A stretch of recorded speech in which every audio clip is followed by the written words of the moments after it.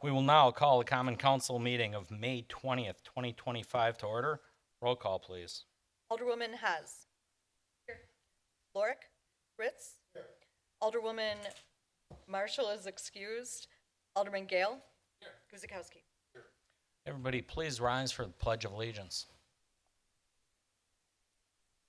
Alderman Guzikowski, would you start us off? Allegiance, flag.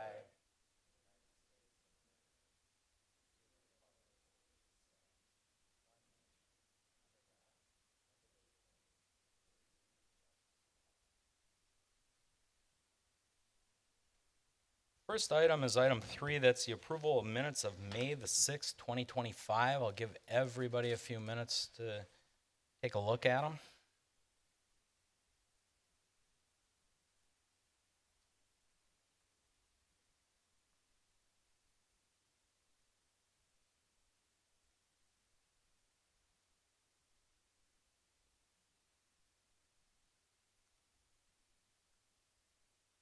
You are satisfied, there's no discussions, errors, corrections, or omissions. We'll entertain a motion. York moves to approve the minutes of May 6, 2025. Roll call. Alderwoman Haas. Aye. Lorick. Aye. Ritz. Aye. Gale. Guzikowski. Item 4 is a mayoral proclamation for Foreign Exchange Student Appreciation Day, which will occur May 28th, 2025. Catherine, would you please read that into record? Certainly. Mayoral Proclamation Foreign Exchange Student Appreciation Day, May 28th, 2025. Whereas foreign exchange students from around the world have chosen to spend a year in our community, bringing with them the richness of diverse cultures, languages, and perspectives. And whereas these students have demonstrated courage, curiosity, and a spirit of adventure by leaving their home countries to live and learn among us.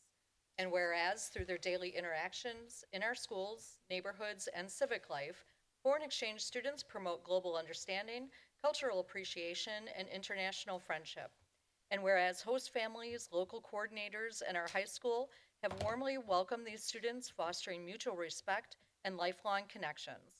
And whereas the presence of foreign exchange students enhances our community's global outlook and reminds us of the power of shared experiences to build a more peaceful and interconnected world. Now therefore be it resolved that I, Daniel J. Bakevich, Mayor of the City of Oak Creek, do hereby acknowledge and commend the 4 exceptional foreign exchange students who have resided in our community over the past year. Martina Laminandini from Italy, Gabin Meltete from France, Lucas Oberwalini from Germany, and Elena Spija from Italy. Be it further resolved that I hereby proclaim this day, May 28th, 2025, as Foreign Exchange Student Appreciation Day in the City of Oak Creek, and encourage all residents to join me in thanking these outstanding young ambassadors for their contributions to our community and in celebrating the bonds of international friendship they help create. I further encourage the citizens of the City of Oak Creek to celebrate all foreign exchange students, dated this 20th day of May, 2025. Thank you, Catherine. You're welcome. Any comments out of council? Greg. I just wanted to note that the fittingness of this being read today on the same day that City Hall hosted members from 8 different African countries to kind of have some open dialogue and open discussion on diversity and the importance of cooperation, specifically when it comes to public safety. So I just thought it was an interesting day for this to be read. Thank you, Greg. This came forward to my attention from school district, and I think it's completely appropriate because this is what this community does. We welcome those, regardless of their culture, their race, religion, so all are welcome here. Completely fitting, as Greg said, we did host representatives from the African continent here today, and we talked about everything from safety to events that we all face together in today's world. And as the world shrinks, it's only appropriate to get a better understanding of one another. I'd also like to thank the host families that took these students in and provided them a foreign exchange safe haven to be at while they were attending school here in Oak Creek. I had the pleasure of meeting 1 or 2 of them as I visited the schools. Great young people, gives you a lot of hope for the future going forward, knowing we have children like this, not only in our school system, but around the globe as future leaders. So, no action is needed on it as it is a mayoral proclamation. So we are going to move on to item 5, which will be a public hearing. And it's for an official map amendment, and it's a consideration to amend the official mapped unimproved right-of-way affecting the property at 2028 R West Oakwood Road. Catherine?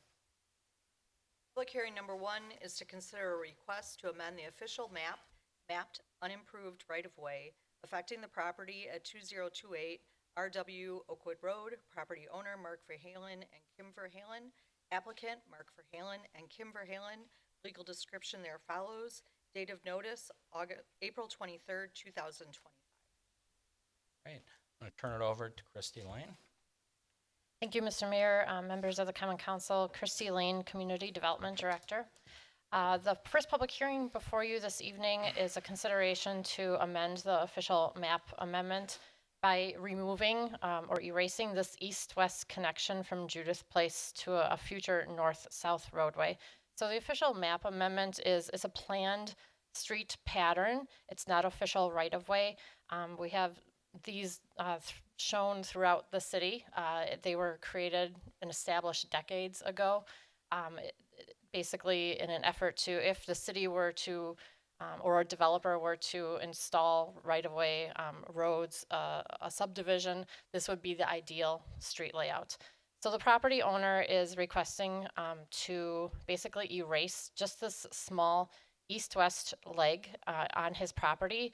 You can see the existing, and then the proposed would basically erase it. The reason is that the parcel, the owner wishes to, at some point, divide this parcel into 4 future single-family lots, and you can't do that with this road map laid out as it is. That future certified survey map would also shift this western lot line a little bit further east so that this future road layout is all encompassed in the western parcels that abut it. The neighbors have provided letters of support for the proposal, and the Plan Commission recommended approval at their April 22nd meeting. That concludes the presentation portion of the public hearing. Great. At this time, I'll invite the applicant up if he wants to say anything.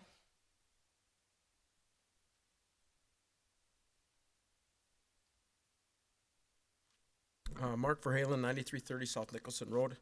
My wife and I requested the removal of that portion of right-of-way to better suit what we want to do on our property. I have had discussions with the property owners to the west, Mosses, and I think they've submitted a letter signed by each one of the owners to the west that they didn't have any objections to me removing that access. I'm working currently with the Mosses to adjust the property line to the west, and that there'll probably be some type of future access for them on part of the property on what we have left after we do the 4 lots. So everything is progressing along. We just need the road right away taken off the map, and we can continue forward. Okay. Well, it all depends on how much frontage I have, but what we're gonna do, I think, is make the lots as big as possible, so there's not gonna be any more future development on Judith. And my reasoning was to kind of keep it as rural of a cross-section as I can for the people that live there already. So I'm not looking at inundating that property with, 20 or 30 homes.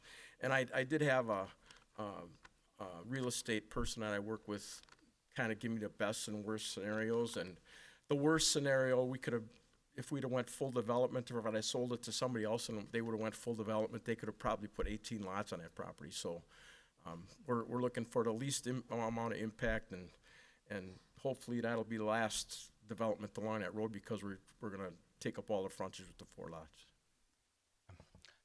As this is a public hearing, I'll make 3 calls. We ask that you approach the podium. You have your slip filled out with your name, address, and you're wishing to speak. and you can hand that to our city planner. So this will be the first call. Anybody wishing to speak on item 5? Come on up, sir. Yeah, you can fill it out afterwards. Come on up. But yeah, you're gonna have to fill it up. Hi, Wayne Majeski, 10220 South Judith Place. One of the neighbors across the street over on the east side. We have a big, huge water problem over there that needs to be fixed. With him developing this over there, I would like to know where the water is going to be draining into, because I'm going through one sump pump a year over at from over on the west side, going over through my house, and there's so much water damage and problem over there. If he's only going to put 4 lots over there, they're going to be at least an acre a lot over there. I just want to know what's going to happen to our property values on our side. Is that going to raise our taxes through the roof? And plus, another thing too, Judith Place is only 15 feet wide. You can't even fit 2 cars down the street and stuff. So now we're going to be adding more cars to this street. If we do something with the road, we have multiple fixed incomes on this road of people that cannot afford to put the road in. So I think that we need some help from Mr. Van Halen if he's going to be putting these lots in there, that he's going to be reliable for some of the road cost. Okay, Wayne, I thank you for all that commentary, but we're just here for the official map, which is really those dotted lines you see. Okay. All those issues would be taken up when there's actually an official plat and planning goes on. So, Okay. so we're not going to take those up tonight. We're going to stick to the agenda. It's really just changing those road paths. Okay, let's just start the road. Okay, thanks. Okay. Second call, anybody wishing to speak? Third and final call on item 5. We will now close the public hearing and go on to item 6, which is a consideration of an ordinance amending section 6.01 of the Municipal Code of Oak Creek, amending the official map for the portions of the south quarter and southeast quarter of section 30 mapped unapproved right-of-way affecting the property at 2028R West Oakwood Road. I'm going to open this up. Council, anybody before? Yeah, you did. I was about to cut you off too. Greg? No, I have no comments. Anything from Alicia? Yeah?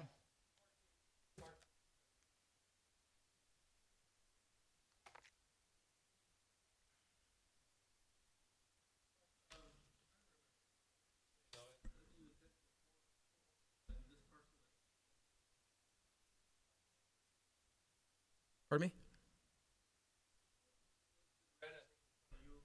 Yeah. That parcel is almost 8 acres. It's 7.8 acres. So the 4 lots that I put on there, depending on, because I had the wetlands delineated already, there's just a little teeny wetland way on the north end on the temporary cul-de-sac down there. And it's already delineated out. The flags are out there. I had it done a while ago. But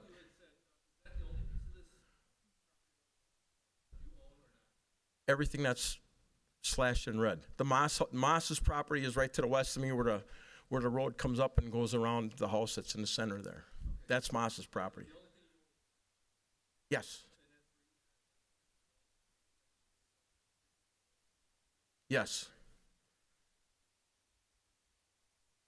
Ken? Okay, is there any further discussion? Okay, seeing none, motion on 6.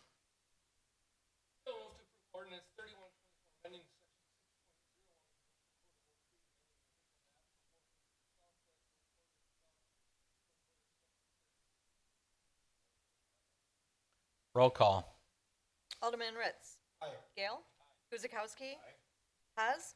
Lorick. Aye. Item 7 is also a public hearing, and it's consideration of a request for a conditional use permit for a fueling plaza Buc-ee's to be located at 10700, 10820, 10840 South 27th Street. Catherine? Public hearing number 2 is to consider a request for a conditional use permit for a fueling plaza Buc-ee's to be located at 10700, 10820 and 10840 South 27th Street. Applicant is David Scott Ratcliffe, Bucky's Limited, and Eric Tracy, Kimley Horn and Associates, Inc., property owner, Greenland Investors, LLP. Legal description there follows. Date of notice is April 23rd, 2025. Right, Christie? Thank you, Mr. Mayor, members of the Common Council. Christy Lane, Community Development Director. The second public hearing before you this evening is to consider a conditional use permit for a fueling plaza. That's the official category that is in the B6 Interchange Regional Retail District that does require a conditional use permit. Conditional use permit, the Plan Commission has recommended approval of the permit to operate a fueling plaza at their April 22nd meeting. Conditional use permit for a fueling plaza is required for the B6 zoning district. The applicant has the 3 parcels under contract to purchase, and the proposal is to develop and construct a 73,000 square foot travel center, convenience store with approximately 120 fueling pumps that would be underneath 2 canopy structures. This is a conceptual site plan that accommodated the application for the conditional use permit, with north being up. You've got Elm Road on the north property line, and you have the fueling the fueling pumps and the 2 canopies highlighted in yellow. The proposed 73,000 square foot building in the orange in the center of the screen, and then a proposed retention pond to the very south. Just some more information about the applicant. They are proposing this travel center, and it's a tourist destination, their words, commercial user along the interstate highway, which does fit the definition of the B6 zoning district.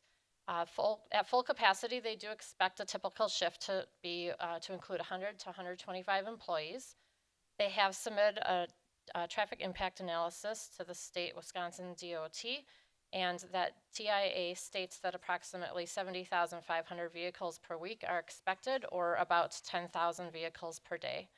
They do anticipate that about 90% of the site-generated traffic is diverted from the interstate, and that more than 85% of the customers come from well beyond the city, county, and state boundaries.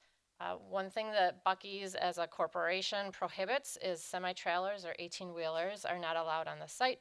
And again, as mentioned, it's about a 74,000 square foot building will accommodate the construction of the fueling plaza. So the City of Oak Creek's zoning code has a section that highlights conditional use permit review criteria. I don't normally read verbatim from the screen, but I am going to, because this is really important to consider for the Common Council to consider with action on this particular application. So a conditional use permit may be granted upon finding in the review of the application that all applicable use specific provisions per Article 4 of the zoning ordinance, as well as the 5 criteria that I'm going to mention below, are met. And a negative finding of fact, so a negative vote on any of the following criteria shall require, a negative finding of fact on any of the following criteria shall require a negative vote on the application as a whole. So the first criteria is that the establishment, maintenance, or operation of the conditional use will not be detrimental or endanger the public health, safety, or general welfare. The establishment of the conditional use will not impede the normal and orderly development and improvement of the surrounding property for uses permitted in the district. Adequate utilities, access roads, drainage, parking supply, internal circulation improvements, including but not limited to vehicular, pedestrian, bicycle, and other necessary site improvements have been or are being provided. Measures have been or will be taken to provide adequate ingress and egress as designated to minimize traffic congestion and to ensure public safety and adequate traffic flow both on site and on the public streets. And then the 5th is the conditional use conforms to all applicable regulations of the district in which it's located. So the very beginning paragraph also cited per Article 4. So I'll go into detail of what Article 4 entails. So the city's zoning code has certain conditional use permit types that maybe have additional criteria that must be met. In this case, the city's code specifically has a vehicle-related uses and specifically fueling plaza standards. So as the code cites, it must meet those 5 criteria that were mentioned before on top of the fueling plaza standards listed here before you. Fuel sale and plaza uses shall front and be accessed from arterial or collector streets only. All fuel pumps shall be set back a minimum of 25 feet from the right-of-way. Fuel pumps shall be located a minimum of 20 feet from the right-of-way. The canopies shall be located 20 feet from the right-of-way. All fuel pump canopies shall be located a minimum of 50 feet from any residential boundary line. The canopy shall maintain a uniform and consistent roof line with the building. The fuel pump canopies shall be lit with only non-surface mounted or recessed lighting. Sign display regulations are on fuel pump canopies. The exterior of the base of any column supporting the canopy shall be constructed with materials used for exterior of the principal building, so it has to match architecturally to the main building up to 4 feet. And then any outdoor sales or display shall be consistent with a different section of the municipal code.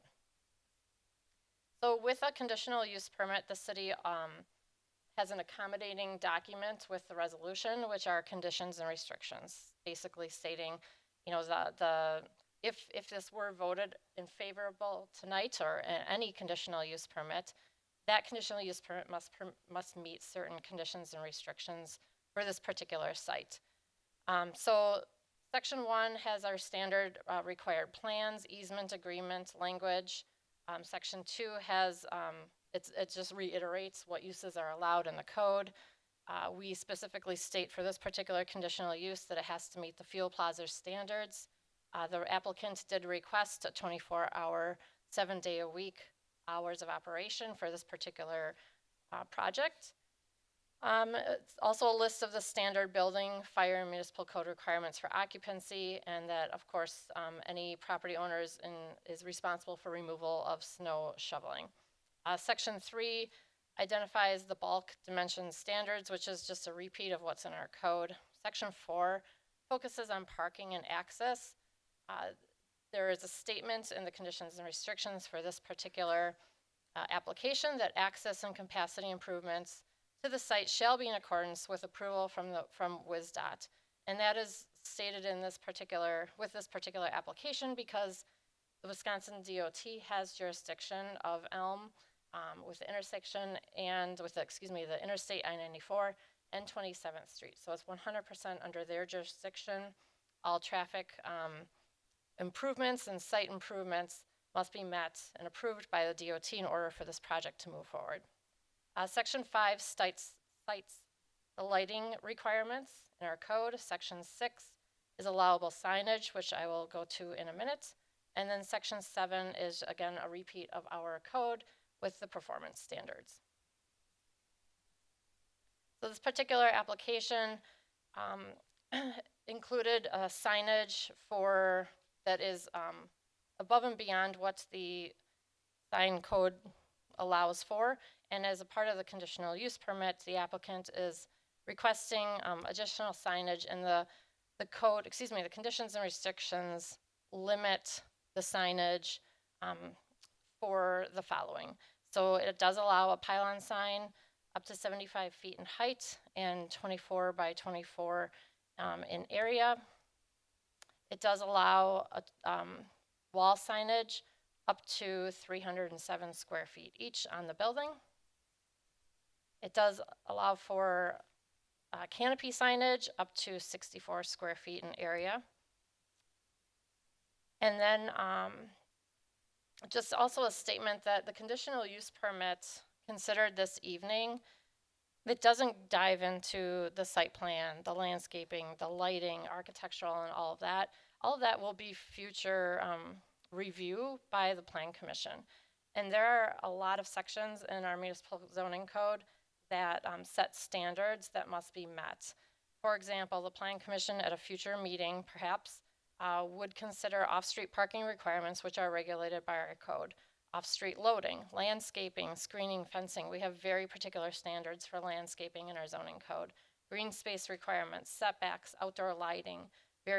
All very specific standards that must be met and reviewed at a future meeting by the Plan Commission. We have architectural design materials for non-residential buildings. There, of course, is stormwater retention and quality standards as regulated by MMSD, our engineering department, and the DNR. There are wetland regulations. A wetland exemption determination letter has already been supplied by the WDNR for this particular project.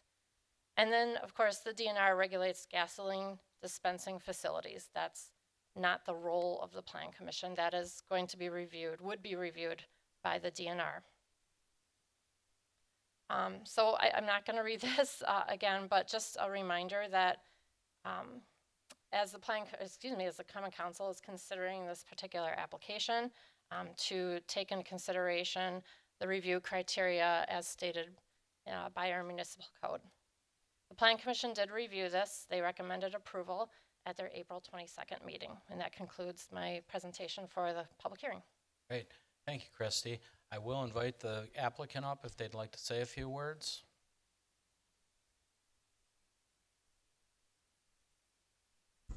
Good evening, Council. Stan Beard with Buc-ee's, 327 FM 2004, Lake Jackson, Texas, 77566. I am Director of Real Estate and Development for Buc-ee's. I appreciate y'all going through this process with us, and I am, this is not uncommon for us to have CUP applications, and so we are very well aware of the criteria set forth in Article 4. We're fully prepared to meet all of the criteria of the development throughout the whole process, whether it be a DOT issue or a DNR issue or a city issue. So, we're excited to be here. We feel that we've followed the path that was laid before us. I'm here to answer any questions that you might have. I would also like to ask you to allow me to respond to maybe any information you might hear tonight that seems, new or important. I would like to be able to respond to that as well. So I'm here for questions. I got my engineer here with me. I can sit down and shut up until y'all call me up or whatever. Weird. As this is a public hearing, as I did in the first one, I'll ask you, please fill out a slip, name, address as needed. You'll approach the podium, you will give your name and address again. We will have a 3-minute time limit on testimony. I should have announced that earlier, but luckily Wayne was short-winded. He didn't break the three-minute mark. So, to Christy, please. This will be the first call. Anybody wishing to speak, please approach the podium. Hand the slip to Christy Lane and give your name and address.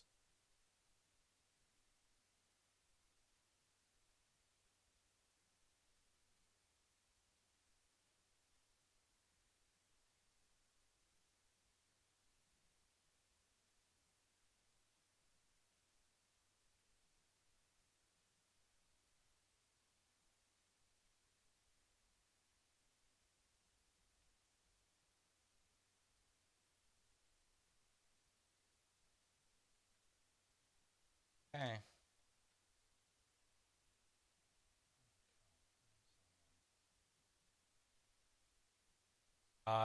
Attorney Joe Sincata.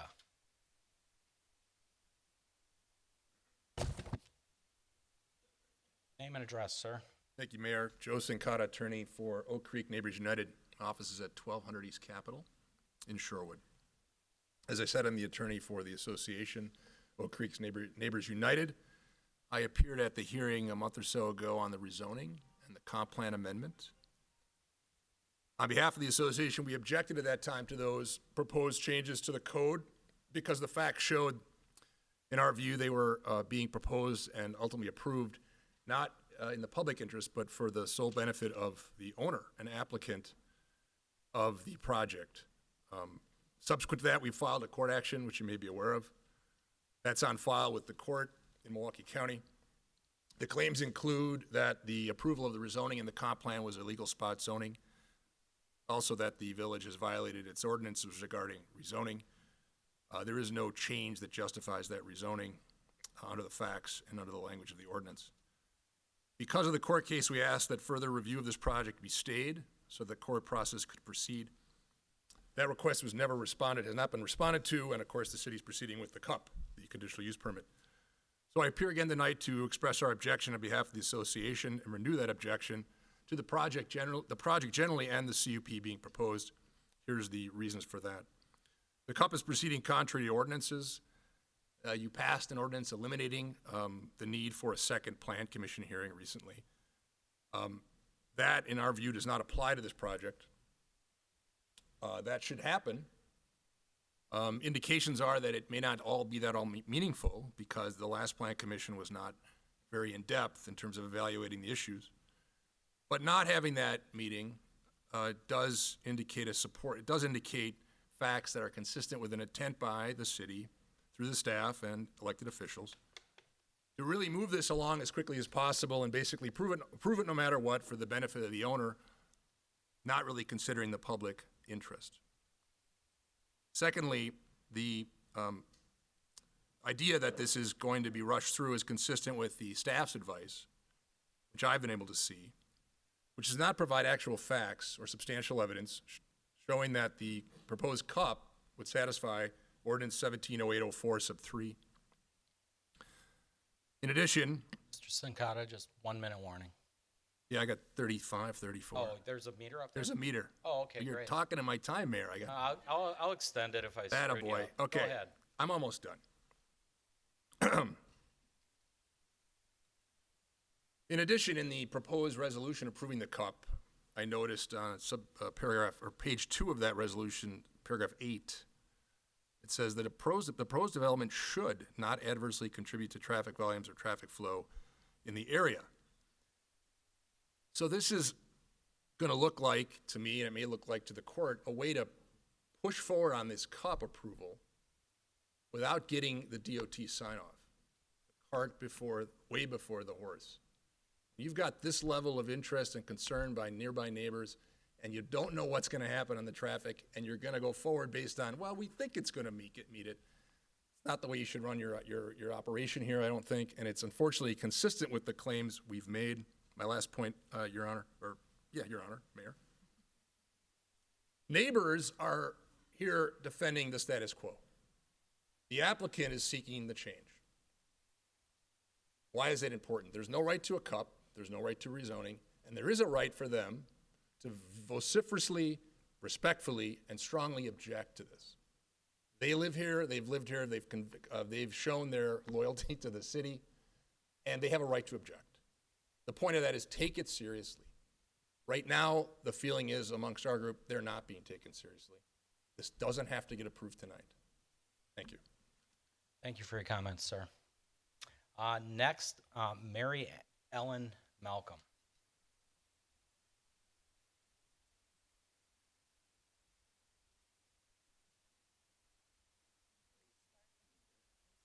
From an asthmatic bronchitis flare-up. Sorry to hear that. That's okay. My voice is not where it used to be, so it may take a little bit more. Well, take your time.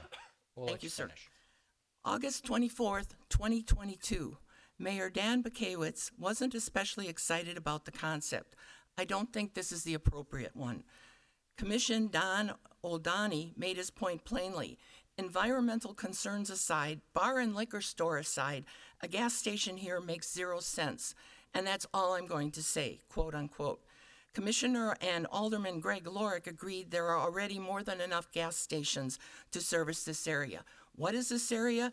27th and Oakwood. And here's the article, and if you want, I'll be happy to submit that as part of the public record. Fast forward to at least 2024, possibly sooner. Was this on the table back then? I don't know. The city started working with Buc-ee's to install not only another gas station, plus more, in the same area where previously it was stated we don't need another gas station.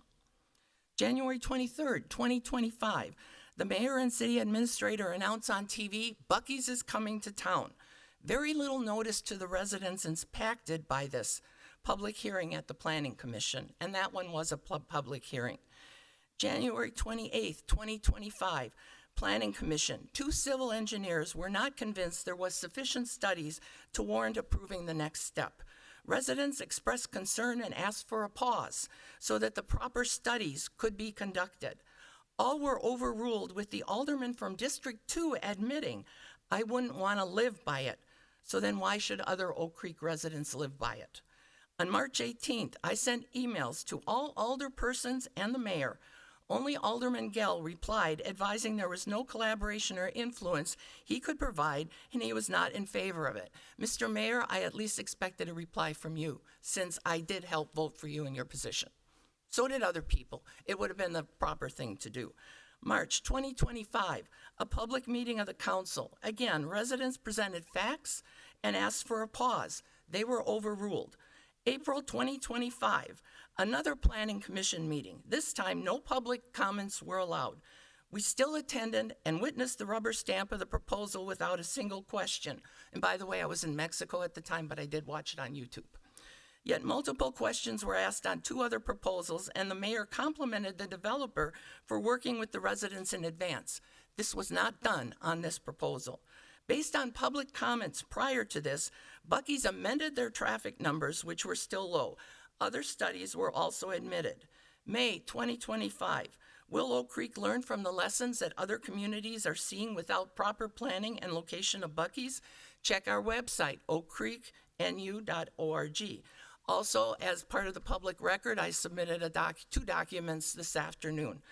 Please explain how our city elected officials can totally ignore all the logical reasons to push pause, and that's all we're asking, push pause, and all they do is listen to Kimley Horn and Buc-ee's, no offense intended. To quote the jury foreman in Philadelphia story, explain it to me like I'm a 6-year-old. As we hear the reticence of this council to listen to logic and take the proper time to listen to the concerns of your constituents is beyond belief. Please restore our faith in this body of representing all of Oak Creek. Thank you, sir. Thank you, Mary Ellen. Please refrain. Mr. Bill Malcolm.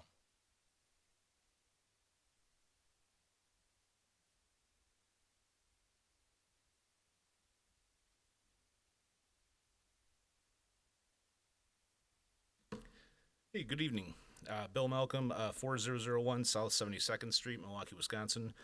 I live in Milwaukee, but I grew up in Oak Creek. I lived here for over 23 years, and I worked here for almost as long. I have concerns that the proposed Buc-ee's has biased the integrity of this body. At the previous meeting, the Planning Commission asked 6 questions about a change to the imaginary road that was brought up earlier. But when the Buc-ee's plan came before them with their 120 gas pumps, toxic retention pond, and 74,000 square foot tourist destination, there was not a single question asked. Not one. Not 3 years ago, this body rejected a gas station near the proposed location, but now seems determined to place a mega gas station here. You seem all too glad to accept whatever skewed figures that Buc-ee's gives you without any independent results. The water usage alone of 860,000 gallons a month is staggering. We can also expect over 200 pounds of benzene, toluene, and other dangerous chemicals known to cause leukemia to be released every day. According to a 2018 study published by Columbia University, large capacity gas stations leak out about 0.21 kilograms of these chemicals for every 1,000 liters. I'll spare you the metric conversion, but that's over 200 pounds every day. These chemicals and other runoff have been known to leach into groundwater and nearby soil. Considering the proximity of Root River, that drains into Lake Michigan. We're talking about potentially poisoning the entire southeastern coastline. I urge this council to prove me wrong and pump the brakes on this. Thank you. Thank you, sir. Next, Jonathan Berghoff.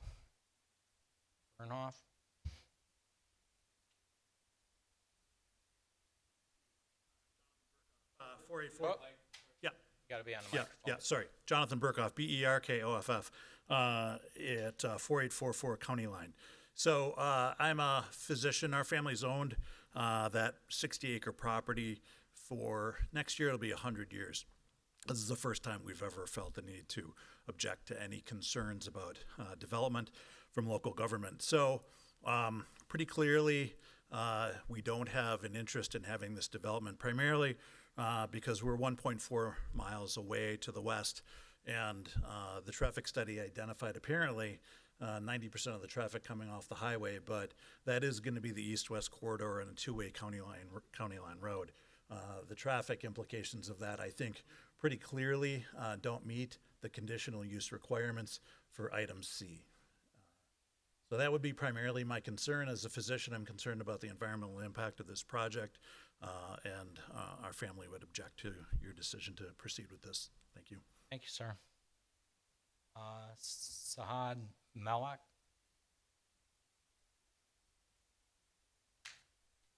Hello everyone, my name is Saad Malik, M-A-L-I-K. I live at 2533 West St. John's Way, Oak Creek.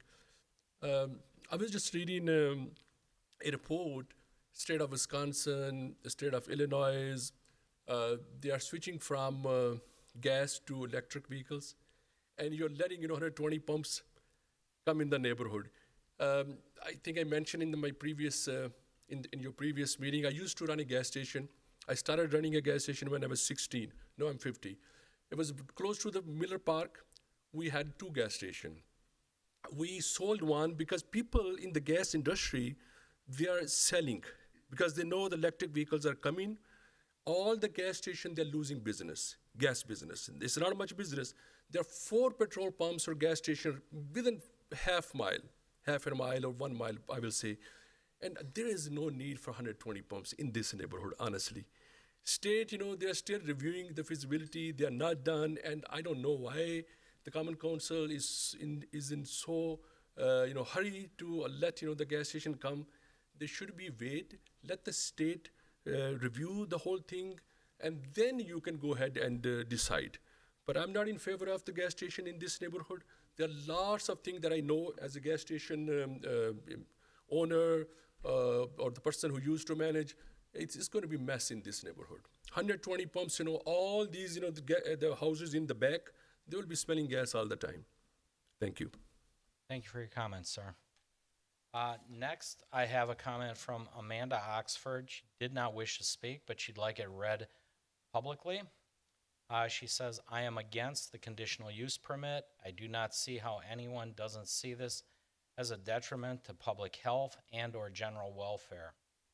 Where is the traffic analysis?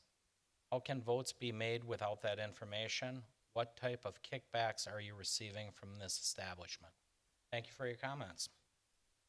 Mr. Mike Allard also submitted a slip. He does not, I think he wishes to speak because there's no comments. Come on up, Mike. 8908 County Highway V, Caledonia. Oh, okay. Even though I'm in Caledonia, I'm right on the lot line of Oak Creek. So you guys are kind of pushing this thing off in the Oak Creek corner, out of sight, out of mind. But for me, it's right in my backyard. My house faces the on and off ramp on Elm Road, which wasn't there before when I built the house. That was all put in when they redid the freeway. And the noise is crazy. They promised they were going to put a berm wall there to knock some of the sound down. I'm still waiting for that to happen. That never did happen. And now you're going to add 9,000 cars a day making noise, and, well, 90% of whatever it's going to be. And a 75-foot tall light that I'm going to probably look out my window at, their sign. That's crazy there to look at that light. And then the other thing is, like you said, this stuff drains into the Root River, which is in my backyard, and I have a well. So what is that going to do to my well? And am I going to smell this stuff coming down the river? We're already getting stuff out of Waukesha that they pump all this stuff out of their sewage coming down the river, and now you're adding more stuff to it. So these are all concerns I have. Even though I don't live in Oak Creek, I'm the one that's going to suffer looking out my window at this stuff and hearing the noise. And any one of you want to come over and listen to the noise that's there now, before we get all this traffic, you're welcome to come over and listen. I bought the property next to a park, and now the noise is gonna be deafening. Thanks a lot. Thank you for your comments. Sarah Shiv?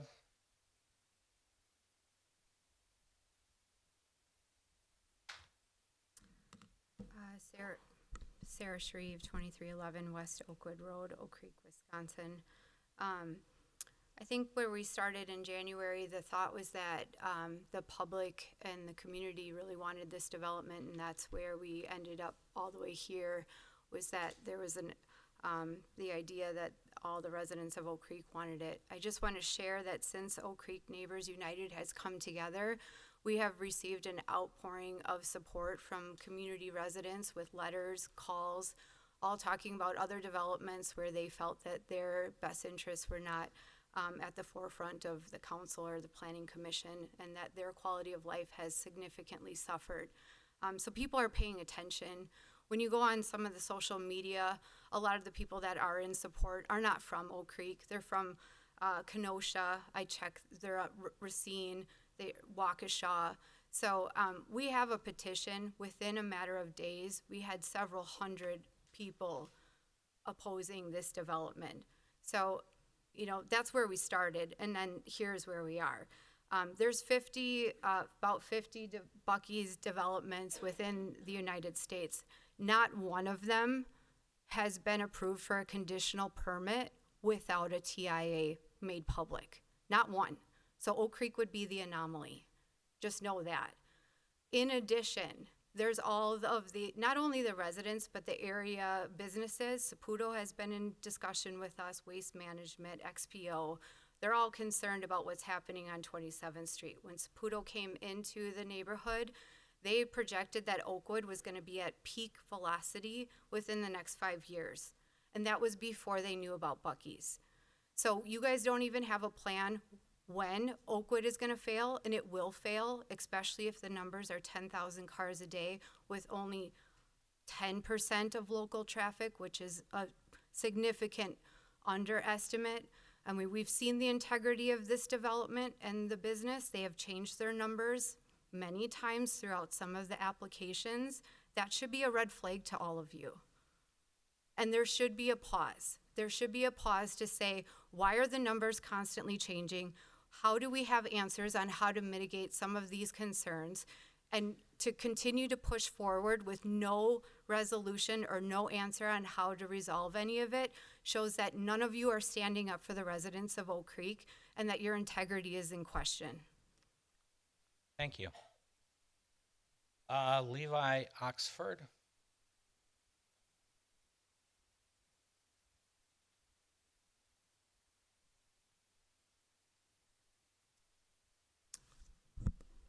Levi Oxford, 2631 St. John's Way, Oak Creek. Has there been any updates to any of you regarding the DOT report? It's in the state hands, sir. Okay, so, right, it's in the state hands. So my question is regarding C and D. How is it, so if you all don't decide that there's a negative impact, it's allowed to proceed, but the DOT is the one that decides that. So until they decide that it's not going to be a negative impact to C and D, how do we move forward? How do you vote yes on this without the actual knowledge that it's not going to impact us negatively? It doesn't make sense to proceed with this without the information. If they're still working on that, then why not give them the time to work on that before you make this vote? That's all we're asking for. Let's get the actual information before the vote is held. Otherwise, it looks like you're just going to move forward hoping, and then either this is going to move forward or this has all just been a giant waste of time. Because if the DOT, and you're going to go by what the DOT says actually this is going to require X, Y, and Z to make C and D not be a problem, then we're just all wasting our time. So it seems odd to me that we would move forward until we get the hard numbers and the hard evidence. Thank you. Thank you very much. This will be the second call.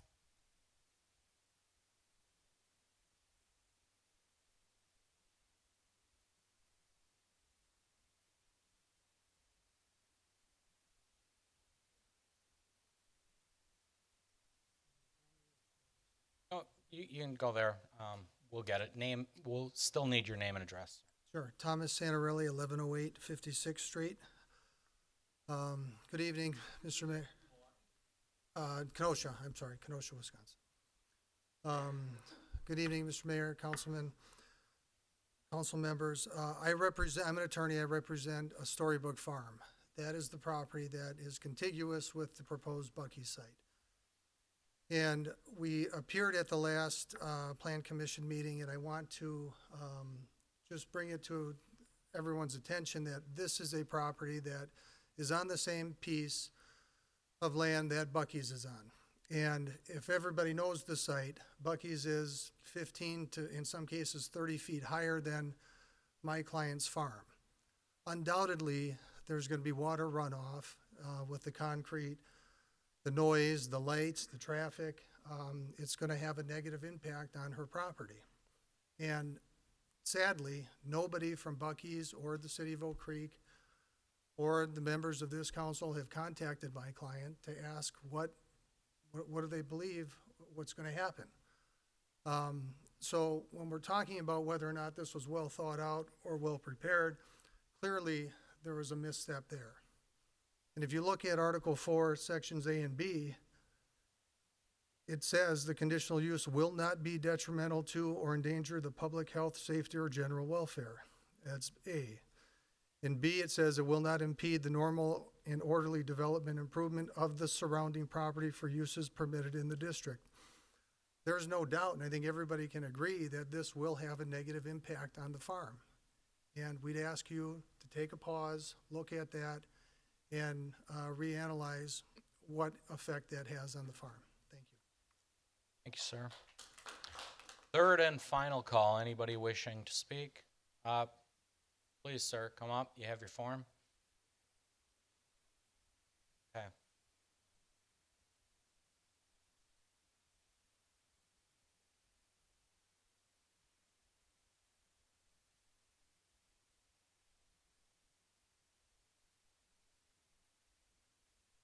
Stephen Januszewski, 2070 East Oak Street, Oak Creek.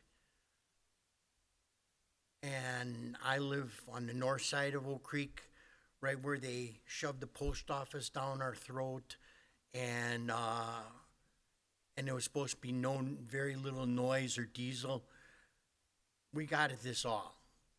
This is out in Bucky's where they want to build it. My daughter lives in Austin, Texas, and she has a Bucky's about 5 blocks away. And it's not that bad. And I figured tonight that's why I came, because I figured everybody here that would show up would not be a happy camper and doesn't want it built. I want it built. Thank you for your comments, sir. Okay, that was third and final call. Okay, we will now close the public hearing and go on to item 8, which is consideration of a resolution approving the conditional use permit for a fueling plaza on the properties located at 10700, 10820, 10840 South 27th Street. Christy, anything to add, or Matt, regarding any of the questions that came forward? Thank you, Mayor. Matt Sullivan, Assistant City Administrator and City Engineer. I'd like to speak towards the Oakwood traffic, just to give a better view on that portion of it, as it's been discussed many a times. So, West Oakwood Road is considered a minor arterial. That's the classification that is done through Wisconsin Department of Transportation and also Sewer PAC, which is our regional planning commission. Minor arterials are meant to move traffic to the primary roadways, which would be like 27th Street, which have minimal access, higher speeds on those primary roads. So remember, the main purpose of your minor arterial is to move traffic. So we did traffic analysis, traffic data collection, both in 2022 and also 2025. The 2025 done, traffic was taken on the Thursday of spring break week, but it went through the following week. Traffic data was then analyzed during the week after spring break. We realized that during that week and weekend, your traffic would be probably lower because of people on vacation. So we took that in consideration as we look through our numbers. Also, for everyone's information, a minor arterial of this nature, which is a 2-lane undivided roadway, has a basically capacity on a day, 15,000 vehicles is what it can handle within a day and still function acceptably. And at that point, you usually look towards a reconstruction or a capacity expansion. So as of today, in 2025, on a weekday, on the Tuesday and Wednesday between or after a spring break, the average daily traffic was 3,190. That's roughly 21% of what the capacity of that roadway is at this point. We decided to go further and analyze the peak hours, which then would maybe provide a little insight on whether there might need to be improvements at intersections or other points of access to help the flow of traffic.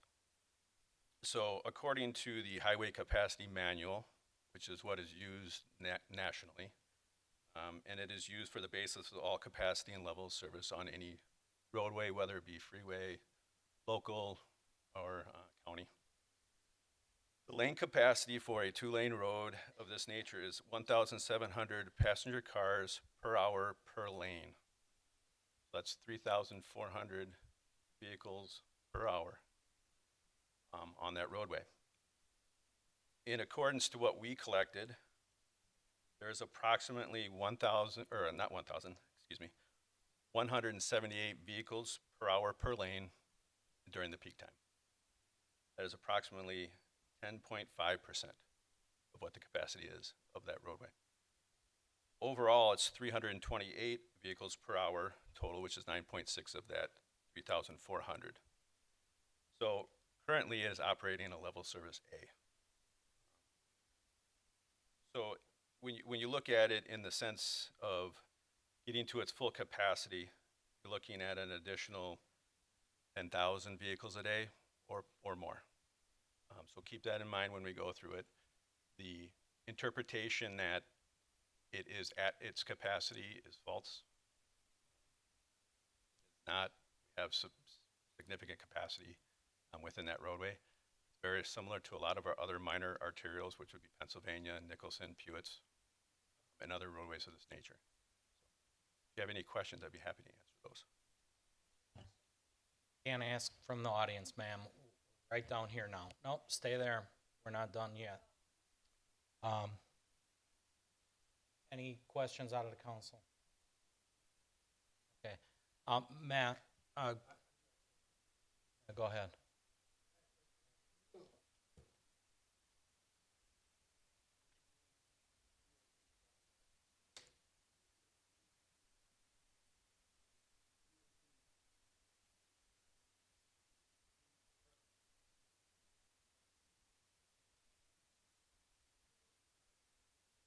That is correct. So any public improvements on the exterior portion would be required by the department. Those would be levied down onto the developer. And typically what we would do under the development of this nature, if it moved towards that stage, we would actually have a development agreement requiring the developer to complete those requirements.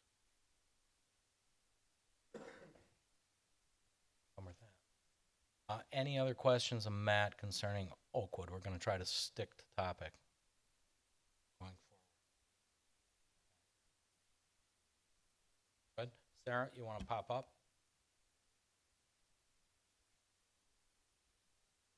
Mr. Sullivan, so your correspondence with the Oak Creek Neighbors United has been that Oakwood's capacity in an hour is 400 cars.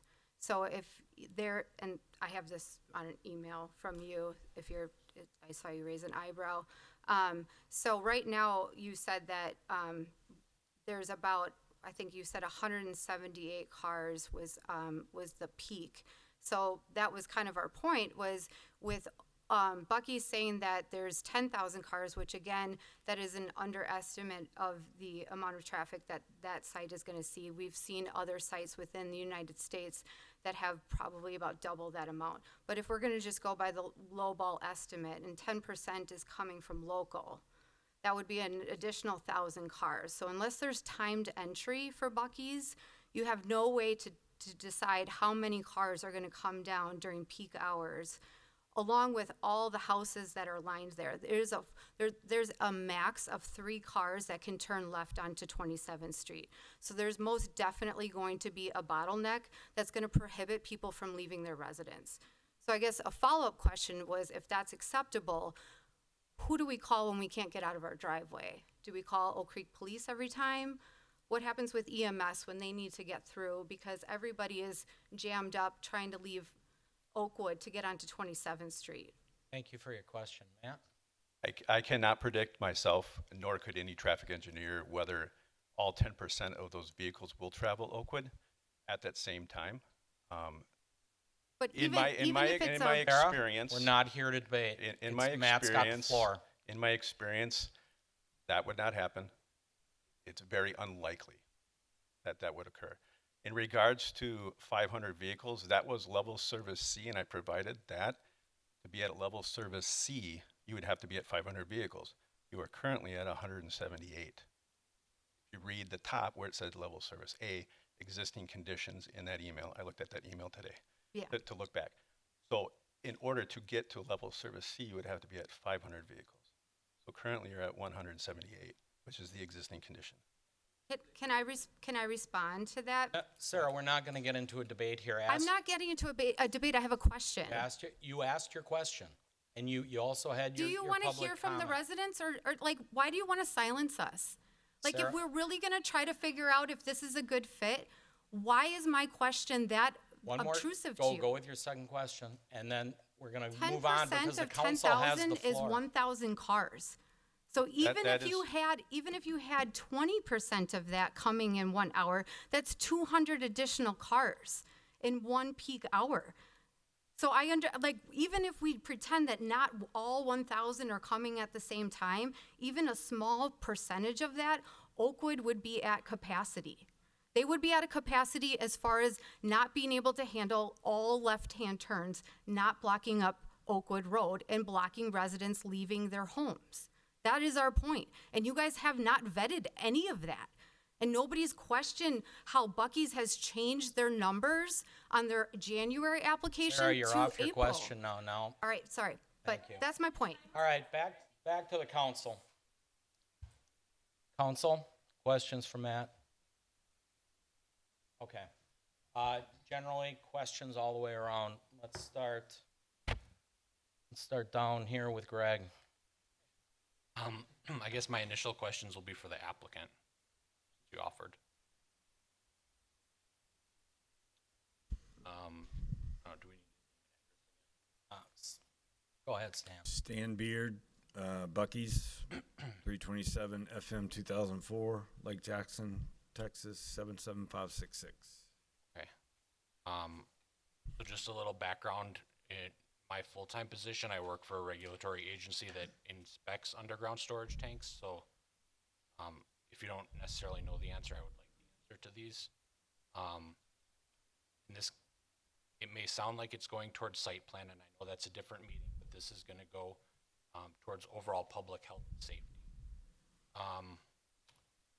As far as tanks that you're putting in the ground, are these going to be double wall fiberglass tanks? Yeah, double-walled fiberglass tanks are required. And piping's double wall fiberglass. Piping is double-walled fiberglass with what's it called? Interstitial monitoring. There you go. That. So again, that leads to my next question about leak detection.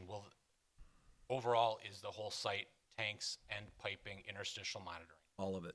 So they're continuously monitored for any leak from the interior wall of All of it continuously, from interior and exterior. Okay.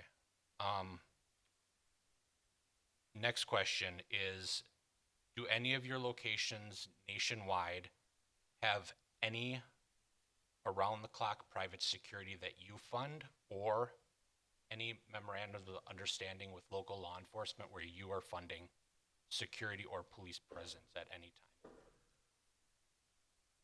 So we do not have around-the-clock security. We have security when required. And we hire, when we do hire third-party security, it is licensed law enforcement folks from the town or the county or wherever we're from. We hire, you know, it's their second job stuff. Okay. Again, kind of a site plan question. Looking where the canopies are located, do you know if the vent pipes rise up through the canopy and exit through the top of the canopy? I believe that all of the vent pipes are collected and run through the system. Okay. This is state of the art. Do you sell diesel at this location? Yes, Or and DEF. cars? Yeah. Okay. And then I guess the last question for you, since you offered to address concerns, Sure. Can you address the changing traffic volume numbers? Sure. So I'm gonna get into just a kind of a general explanation of how a TIA works. It takes forever. The first thing that has to happen is that we meet with the DOT, or in this case, the DOT, because they have jurisdiction over all the roads around us. We determine what is called a methodology. They may go weeks back and forth talking about methodology, what intersections to study, what assumptions to make, what growth assumptions to make. A huge menu of criteria that needs to be included in the final TIA. So that is, and a lot of that methodology is us coming to a DOT, especially here, with not a lot of experience with the Buc-ee's, and saying that we have this amount of traffic, and it's a huge amount of traffic. And I need to be very clear. All of our traffic counts come from existing stores on a 2-year rolling basis. So at any given time, a traffic driveway report, traffic count, traffic study is being done on an operating Buc-ee's throughout the country. So what we do is you know, a Daytona Beach Buc-ee's is not going to have the same traffic as we expect at a Oak Creek Buc-ee's. We classify these stores based on where they are, the amount of traffic that's already on the freeway. It's a very intense study, and we end up with numbers that we believe to be, quite frankly, worst case numbers. The last thing that Buc-ee's wants is a traffic problem. We pride ourselves on the experience that a customer has when they come to a Buc-ee's, whether it's on July 4th weekend or on a Tuesday afternoon. And ingress and egress is critical to that functioning. Quite frankly, this system here is one of the cleanest that we will ever see, because it's 3-legged, it's not 4-legged, it doesn't have another extension of Elm Road going east. It has a hugely reconstructed interchange as of, I can't remember when y'all did it or when it was done, but this interchange, along with the required improvements that DOT will list at their conclusion of the report. Let me they have seen the version of the TIA 3 or 4 times. And it goes through iterations of questions. No, you need to go back and do this. You need to go back and study this. We need to include some of Franklin's development that we didn't include earlier. There is all sorts of machinations that go on with one of these TIAs, and we fully, and here it was brought up, and it was an incredibly legitimate point. You know, DOT is going to come back with a conclusion on our findings and recommendations, and they're going to say that Buc-ee's, in order for you to build this store and have a net zero impact on our traffic system, you will have to do X, Y, and Z. And unless we build X, Y, and Z, we can't have a Buc-ee's. Generally, we build twice X, Y, and Z to make sure that we don't have any issues. And we've built some of that into this improvements package. So, you know, we're comfortable with our numbers. They come from real stores. They come from real comparative stores. I will address Oakwood quickly. 99% of our customers come from the freeway.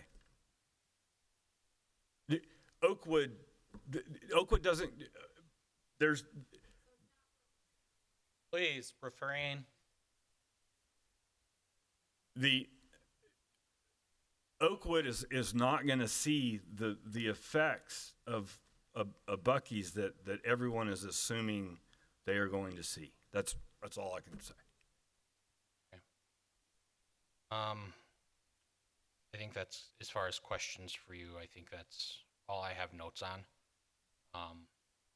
But I guess if I have the floor, I'll kind of go through thinking right now as far as the requirements for a conditional use permit. As far as overall endangering public health, safety, and the general welfare, definitely there are a lot of concerns about environmental impact and things of that nature.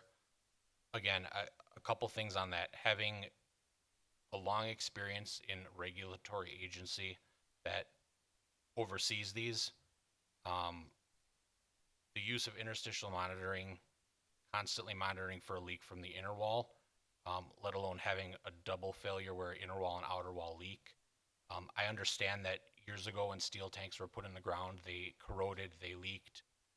It's unfortunate it happened.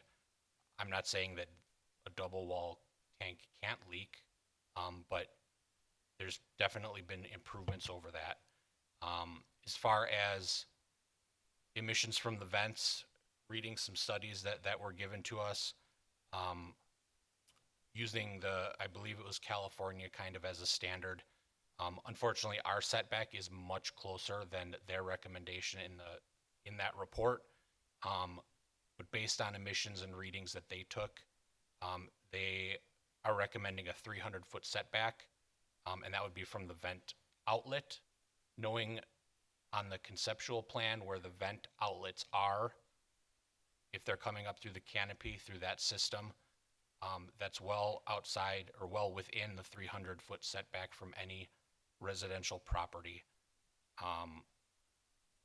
As far as inspections, the fuel station is going to fall under EPA. They're going to come and inspect. I know the state's going to come in and inspect.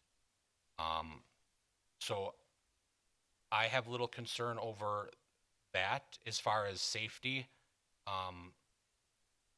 Crime, is no different than any other business. I think at the last meeting, I brought up that I reached out to elected officials in other communities. For what it's worth, they told me what they told me. Based on more feedback from the next meeting, I actually joined a neighborhood group down in Texas where Buc-ee's abuts a residential neighborhood. You guys share a fence line with a neighborhood. Denton? Knowing, I believe so, knowing the Oak Creek Facebook page, people are very vocal. They will voice their opinion. So I joined their group. I was forthright, told them who I was, what community I was with. And they cannot stand the traffic. No issues with crime, no issues with noise. One person, whether or not I believe this, one person said he has a friend that lives behind the fence line and he goes over for family events and you wouldn't even know that Buc-ee's is there.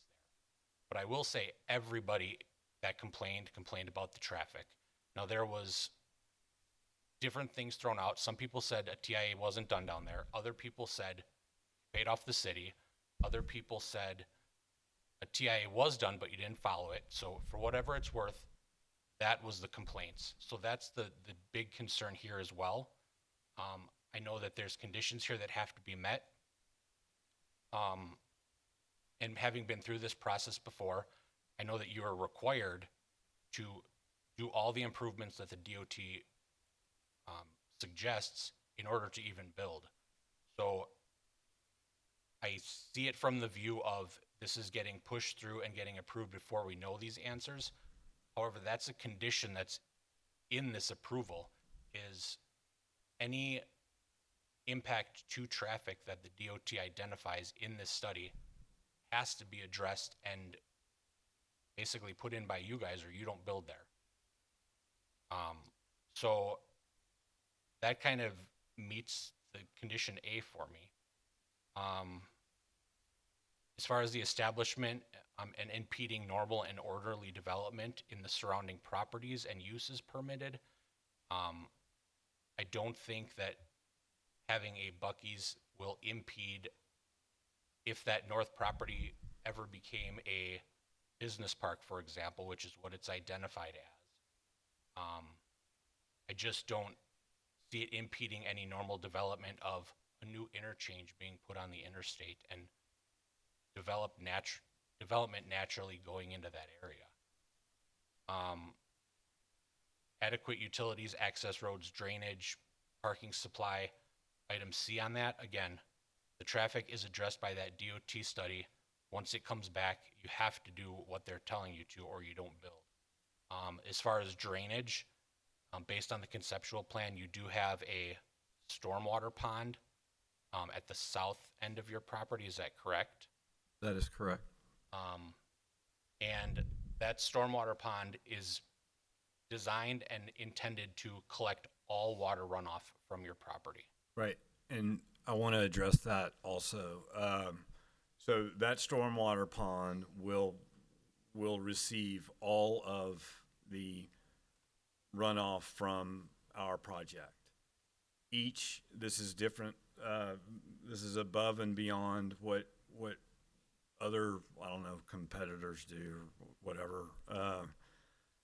Each of our inlets that are within the bounds of the fueling system, basically that top, just call it the top third of that project.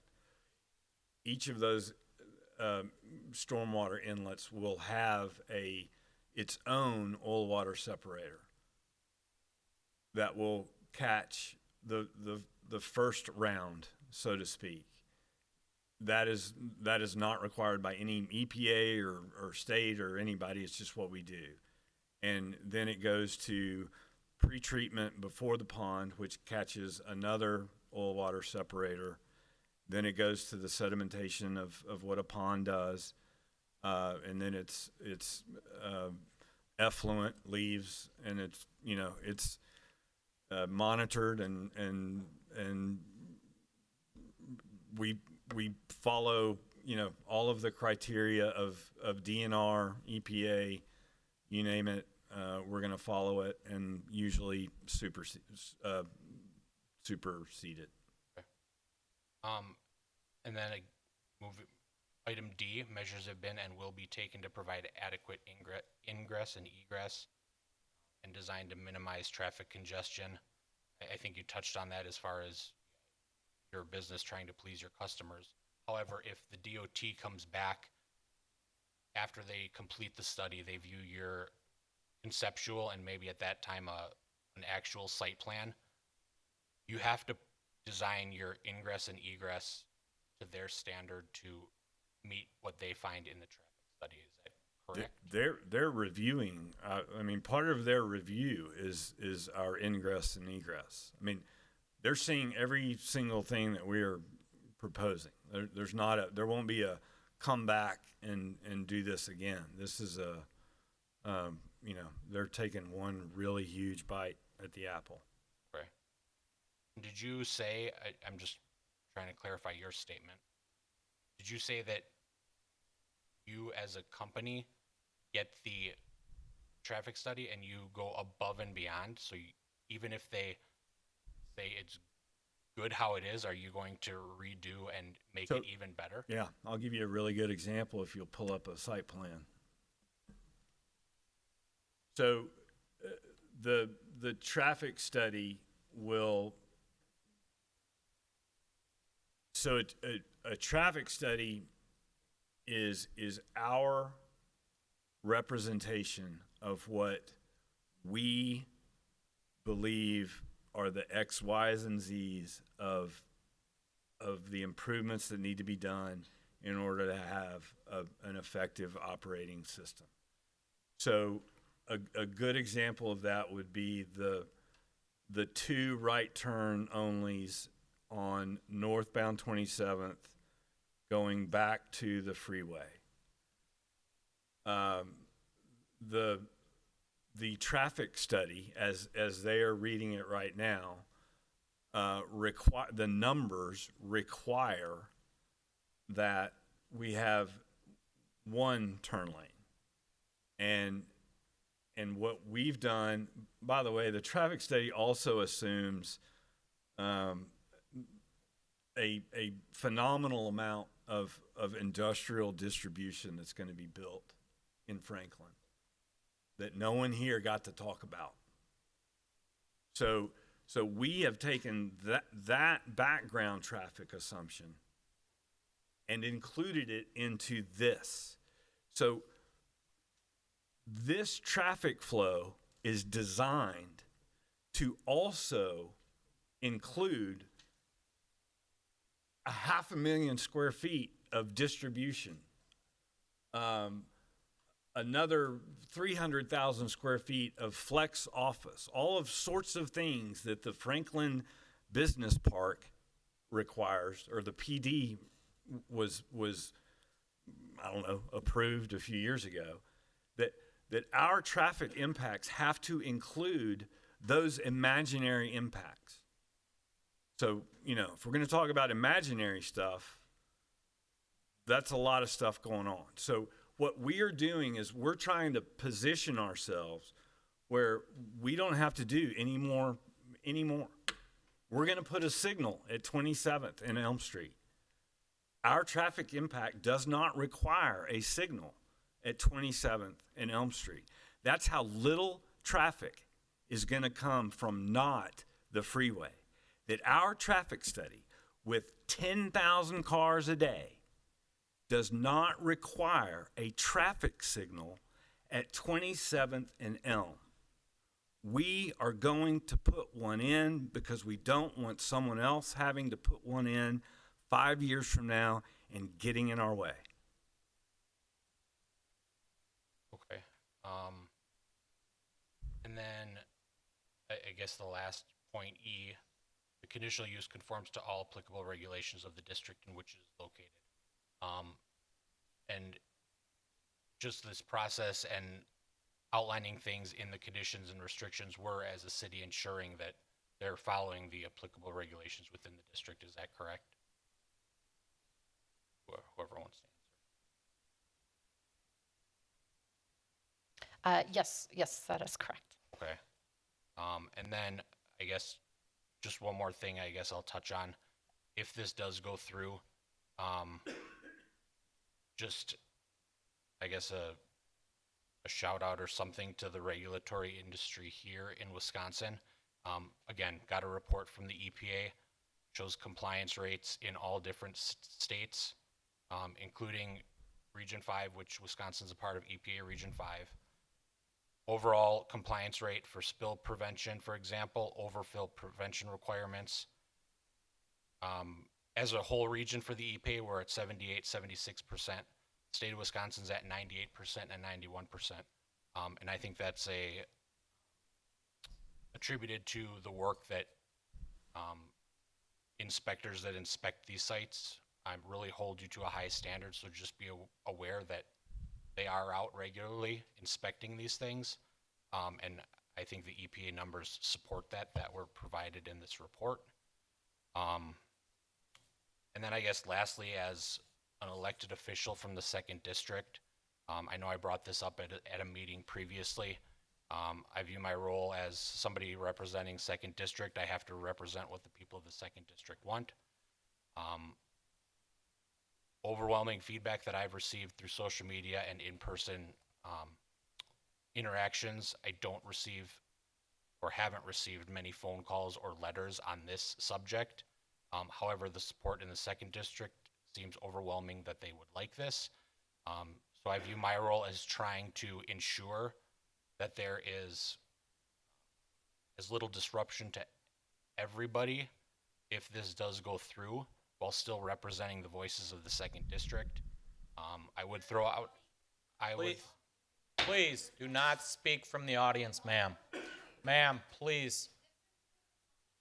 I would throw out if people are getting letters in opposition to this and they're from the 2nd District, please direct them to call me, email me. I need that information to be able to represent the people of the 2nd District.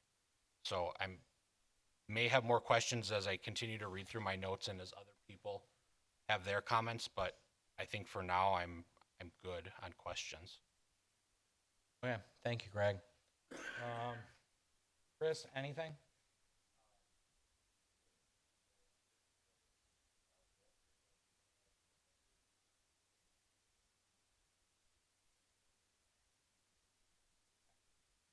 Will do.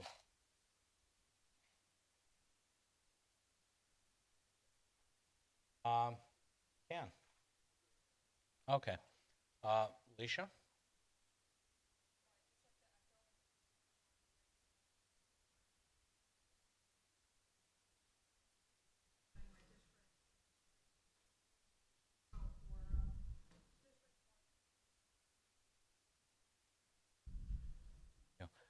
Jim?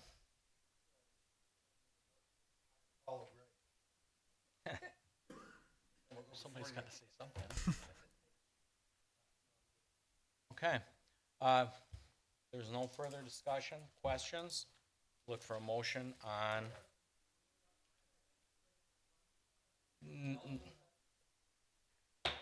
No, we gave you the 3 minutes with the questions.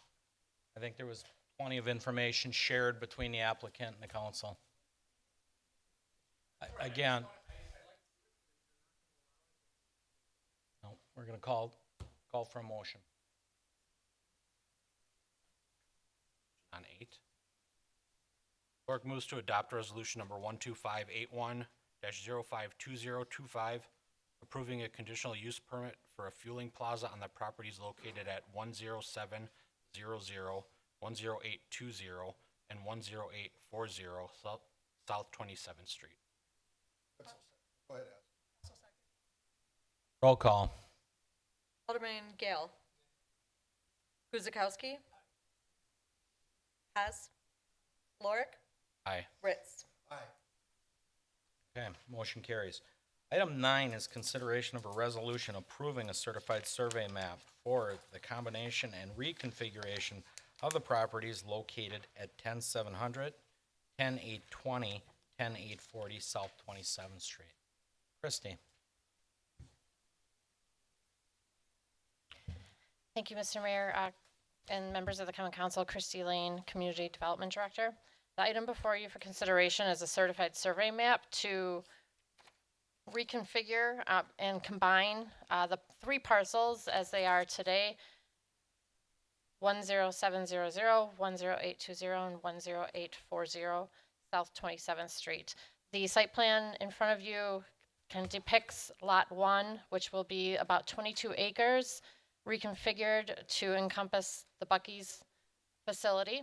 Lot 2 would be at the southwest corner of the plan in front of you, which could be sold, could be used by a future development unknown at this time.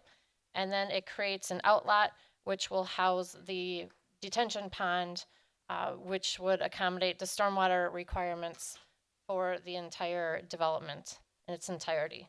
The Plan Commission recommended approval at its April 22nd meeting, and that concludes the project summary. Open it up to the council questions. We'll start with Alderperson Haas. Greg?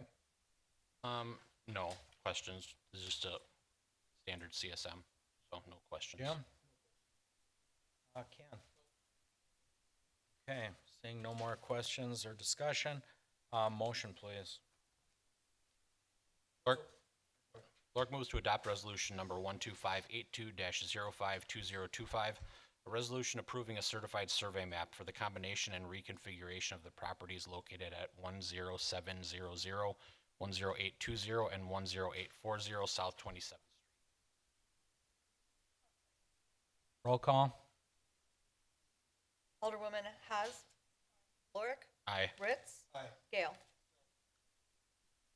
Item 10, well, this is an annual for us. It's consideration of a motion to designate the Now Media Group, parent company for the Journal Sentinel, South Now edition, to serve as the official city newspaper for the next 12 months. I guess I'll just kind of touch on this. We do have a new alderperson with us.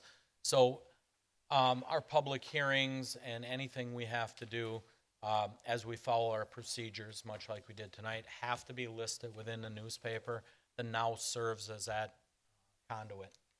And every year we do a paper, and it's always the Now. Well, it has been, at least my time. So, any other comments? Okay, seeing none, motion?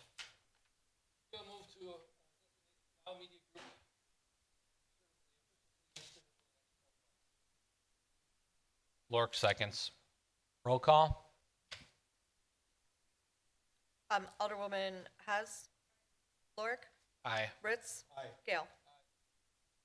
And item 11 is under Public Works and Utility, and it's consideration of a motion to approve the purchase of a sanitary sewer camera truck from EJ Equipment, Inc. in the amount of $309,200. With us is Brian Johnston from the Water. How are you? Good evening, Mayor and Council. Brian Johnston, Utility Engineer. Looking at purchasing a new camera truck. Our existing camera truck is 15 years old. We use it every day pretty much, going out and inspecting our sewer lines, which are a requirement of our DNR. We have about 34 miles of sewer that we inspect every year with the truck. During that time, truck's sitting out there, it's idling, generator's usually running, so we have equivalent of like 250,000 miles on this truck because of the time that it spends idling. We're having issues with the generator, having issues with the engine on the existing truck, so our 15-year replacement schedule is where we're at right now, so we're looking at purchasing a new truck. The truck that we are going with, or requesting, is a Q's camera truck, and we have looked at numerous trucks. I was with the guys when we went out to a wastewater treatment show, and it's nice because they have all these trucks sitting side by side. You can sit there and go through them all, talk with the sales reps, and see pros and cons of each of them. We feel that the Q's truck is the best vehicle for our needs. Major reason is the length of the cable that the truck has. It has a 2,000-foot cable. The other trucks here have a 1,200-foot cable. That helps us be able to clean through a manhole so we can get further distance without setting up again. The other advantage of that is things break. That cable breaks here and there. Typically, it's the end that breaks. So we can field work, we can cut that off, we can keep the equipment running and still have that additional link. So if something happens in the future, we can still continue on with this. The other advantage with this truck is it allows us to use only one operator instead of having two operators with it. The other two trucks, you're not able to pull back on the cable itself. So there has to be another operator. There's one operator that runs the camera, and then another operator would have to run the reel to pull that camera back in. So we're able to minimize our staff and be able to keep operations moving quickly and smoothly.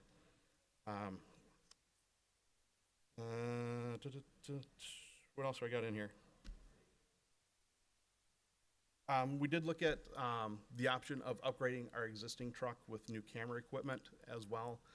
It's not feasible, and then given the issues that we're having currently with the equipment, that was a non-starter. So it is required to purchase something new. And the Q's truck is what we're looking at doing. It's $309,200 to purchase that equipment. If there's any questions, be happy to take them. We'll auction it. Any other questions for Brian?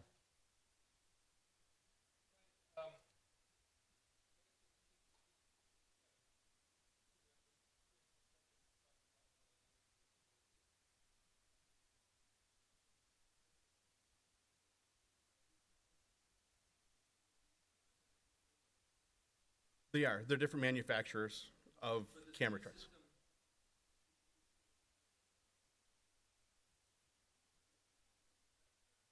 We did get everything that we want to inspect. That's just, the 375 is what we budgeted for the camera truck. So it came in well below our budget. Any other questions for Brian? Okay, seeing none, motion.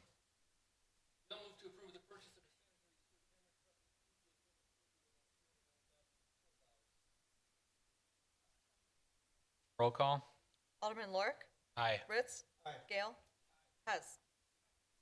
Item 12 is consideration of a motion to award the water treatment plant HVAC replacement project to the lowest responsible bidder, Southport Engineering Systems LLC, based on the bid amount of $877,950, including an additive alternate bid of 1 and 2, and to amend the 2025 capital improvement budget of $350,000. Brian. Good evening. Replacement HVAC system at the water treatment plant. This project is obviously a lot more expensive than we had anticipated and hoped. We were trying to budget money through the past couple CIP projects in order to have our budget that we needed for this. Our original estimate was $630,000 for this project. We bid it out in November of last year. That bid came back at just over $1 million. Because this project is over the PSC limit, the Public Service Commission construction limit of $570,000, we have to request approval from the PSC, which we had done, but our limit was just over $838,000 was our limit. So we had to reject that initial bid, plus we only had the one bid, well over what our anticipated engineered budget was going to be for this project. We went back out, worked with the designers. They got feedback from the companies that came out and looked at the facility and reevaluated where their costs are. As we all know, costs of everything are going up more and more every day, and readjusted their bid estimate that they had. Their new estimate came in at $906,000. We rebid this project out, was that in February? And we received 5 bids on it this time around, and we got our bid of $877,950 with the 5 bids that we received. We feel that this is what the market rate is of this project now, and the engineer's estimate of that backs that up and what we've heard from our contractors. So we want to move forward with that project. That's also going to require us to add additional capital budget of $350,000 to what we already have in our budget. There's adequate funds in the sanitary budget for that additional money to be added to this project. We're looking at a 5-month lead time to get the materials.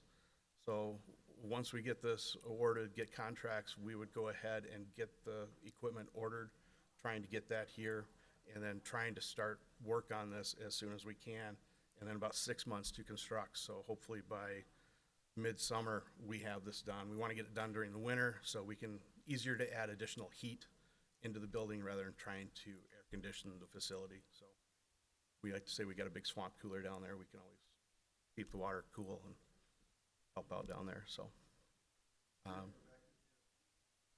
we already went back to the PSC. Yeah, we got approval for our additional funding. We went in at $1.2 million for total funding, including design, inspection, and construction. PSC approved that. Actually got that approval on Wednesday. That's why last Wednesday. That's why we're pushing to get this through so that we can get going on this. Just give them the lead time so we can try and get going and save as much as we can in the construction season. Any other questions for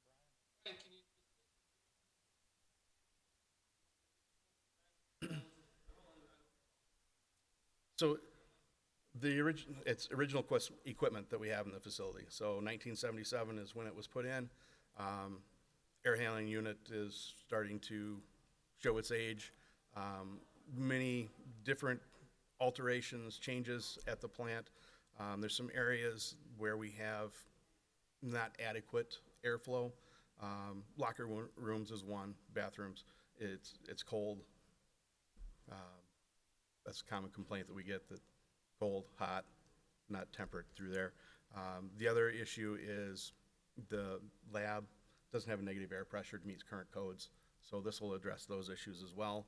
Also update any of the other code issues that have changed in the last 50 years.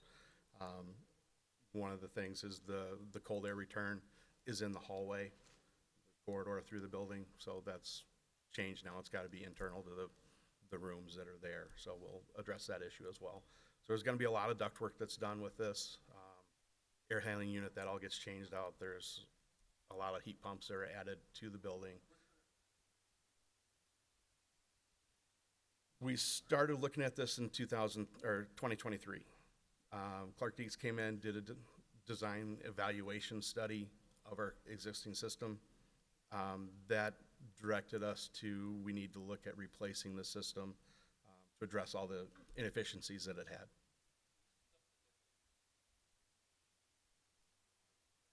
Yeah, completely separate, which is another aspect of it that we want to have that done before that project gets started and we don't have additional contractors.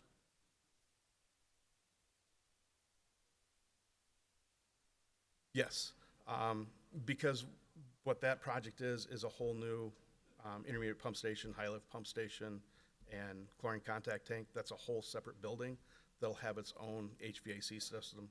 So it's not tied to this. This is just taking care of the existing building. The only portion of that would be the existing high lift that we have now. That is going to be an electrical facility that'll incorporate part of the electrical for the new building and the expansion. So that was in November of last year. Okay. Anyone else? Okay, seeing no further questions or discussion, motion? Clark moves to award the water treatment plant HVAC replacement project to the lowest responsible bidder, Southport Engineered Systems LLC, based on the bid amount of $877,950, including additive alternative bids number 1 and number 2, and amend the 2025 capital improvement budget to $350,000. Roll call? Alderman Ritz. Aye. Gale. Haas. Lorik. Aye. Item 13 is consideration of a resolution accepting the workmanship of Pro Wood Care and authorizing final contract payment for the log home restoration and preservation project. Matt, you got this one? Thank you, Mayor. Yes, Matt Sullivan, Assistant City Administrator and City Engineer. I'll be taking this for Matthew Trebatowski, our Department of Public Works Director. This is our resolution to accept the workmanship and approve the final payment to Pro Wood Care, who did the work on the historical log cabin over on 15th and Forest Hill. This has been a project we've been looking at since early 2024. We've been working with the Historical Society on a portion of that old log cabin that was deteriorated, which was the north wall. This is a very specialized project. When we put it out to bid, we had one company that does this. They travel throughout the Midwest and the country to find certain logs to do this type of work. They're very particular.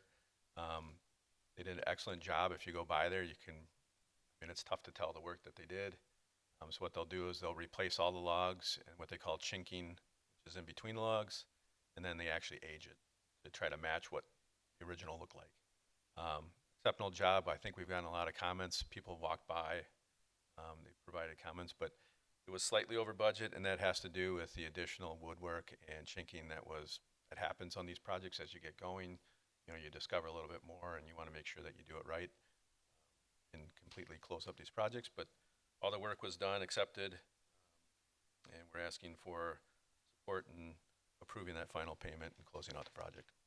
Be happy to answer any questions. Thank you, Matt. Questions? I'll just provide a comment. Coincidentally, I was down there last night, hanging all the fire extinguishers throughout the buildings. We had recharged. It looks great. As Matt said, the chinking, it's really quite the process. There's not a lot of companies that do it right. We are really blessed to have something of that caliber here, and it's one of the older structures in the county, I found out. So we're very blessed to have that. It's a representation of Oak Creek and how it started, and some of the founding families are still very much involved down there. Preserves our early farming heritage, and we're very proud of that. We should not take it for granted. We talk about a lot of new development here, but it pays to look backwards every now and then and realize people that really moved us forward. And our town hall is actually down there as well, and us celebrating our 70th birthday. It's quite amazing that we preserved that, and they had the forethought to do that as well. So if you've ever had the opportunity, if you haven't had the opportunity, get down there and see a piece of Oak Creek. That being said,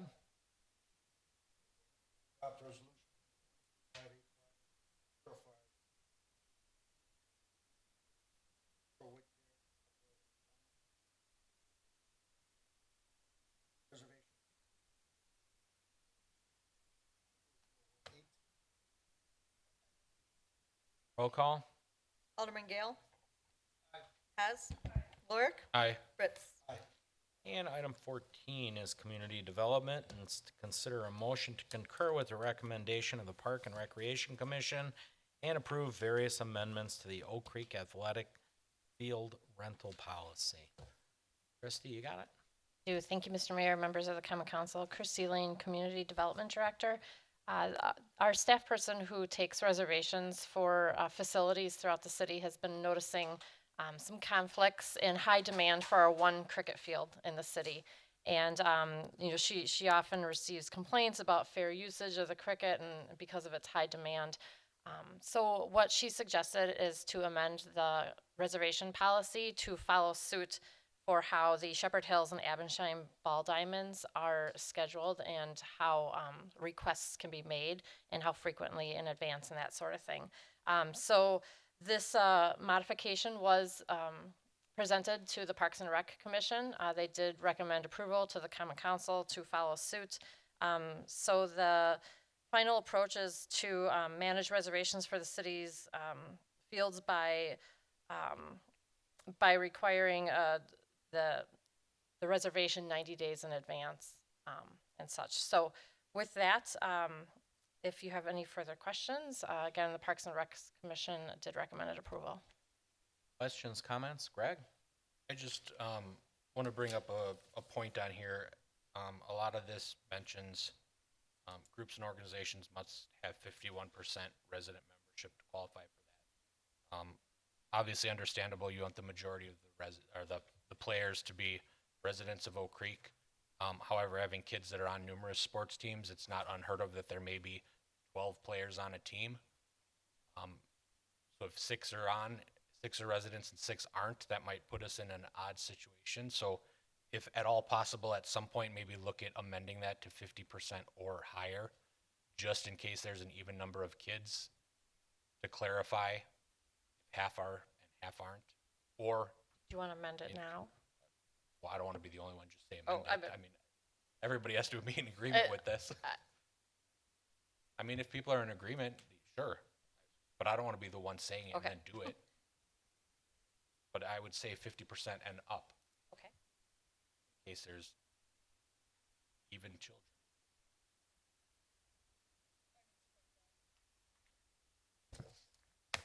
Okay, thanks.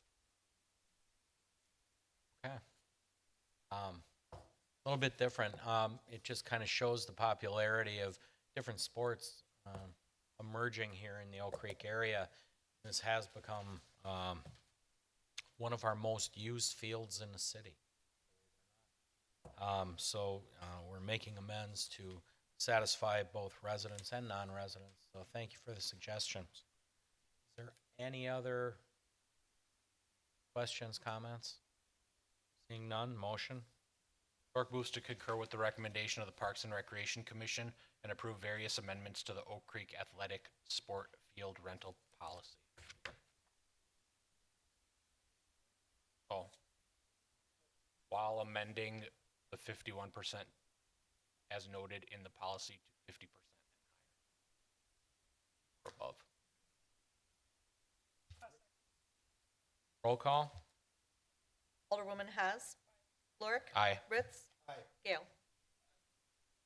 And under engineering is item 15, and it's consideration of a motion to award the Oak Creek Police Department parking lot rehabilitation Phase 2 construction unit price contract to the lowest responsive responsible bidder, Oblocky Paving Corporation, at an estimated cost of $426,032. Thank you, Mayor. Matt Sullivan, Assistant City Administrator and City Engineer. This is the motion to award the contract for our Phase 2 rehabilitation of the Police Department parking lot. This is a project that is under our Green Solution MMSD program, which is a porous pavement. It is fully funded by them, except for some external stuff, which would be sidewalks or anything that's not impervious or meets those goals. Generally speaking, this is probably close to 99% fully paid under that program. We did put it out to bid. We received 3 bidders, which was, I believe, more than last time. Our engineer's estimate was $463,000. We have over $500,000 in our MMSD grant, so it covers this project very well. There are some, odds and ends that you have to do in order to satisfy the program, which one of them is sign to explain what Green Solutions really is. This will be covered under our Phase 1 portion of the project. We still have to commit to. We do have some items that are still outstanding on that, which was some of the failure with a portion of the pavement, which we do have contractors still under warranty to fix the work this summer. I'd be happy to answer any questions in regards to this project as a whole. This will complete the parking lot rehabilitation for all of PD. Thanks for pointing out, MMSD has been a good partner to the city on various projects, including right. There's no other discussion, questions, motion.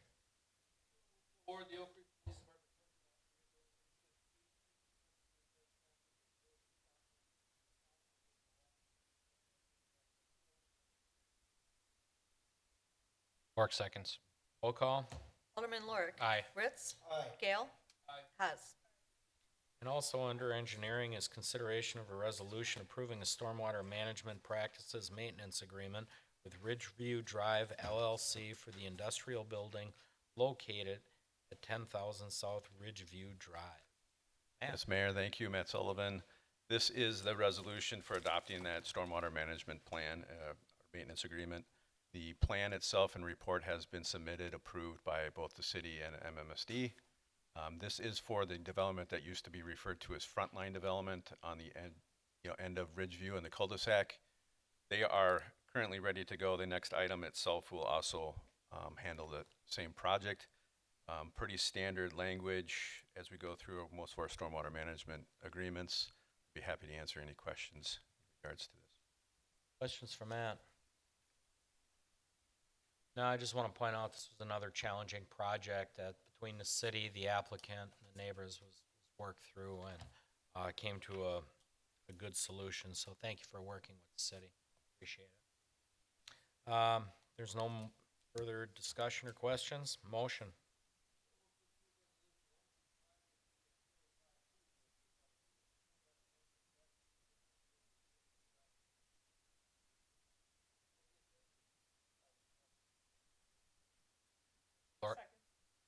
Roll call. Alderman Ritz. Aye. Gale. Hess. Lorick. Aye. Item 18 is consideration of an ordinance creating section 1040 sub A sub 19 of the municipal code relating to parking in city-owned parks. Mayor, you skipped 17. Oh, Item did I? 17, Oh, I'm sorry. yes. Did I skip 17? Yes. I am so sorry. Let's go back to 17. Should have known police chief wasn't up here. It's his cue. Item 17 is consideration of a resolution approving the Ridgeview Center Public Improvements Development Agreement with Ridgeview Drive LLC for the design and construction of public improvements for the development located at 10,000 South Ridgeview Drive. Matt? Thank you, Mayor. This correlates with the last item that we reviewed and approved. This is actually the development agreement for the project. It covers all public infrastructure, which actually is only the water main. And this is a water main loop which comes from Ridgeview, crosses the property on the north end, and then actually ties into the existing water main that runs north-south on the west property line. Pretty straightforward. A lot of coordination between the developer themselves and the city, our attorney, a lot of good work to come to this agreement, but I believe all parties have been satisfied in regards to our agreement, but I'd be happy to answer any questions. Questions for Matt? Greg? No questions. I just don't know if the applicant's here. I guess I appreciate the patience and resilience. This was kind of a long meeting and you're at the end of the agenda, so thank you. Okay, seeing no more questions or comments, motion.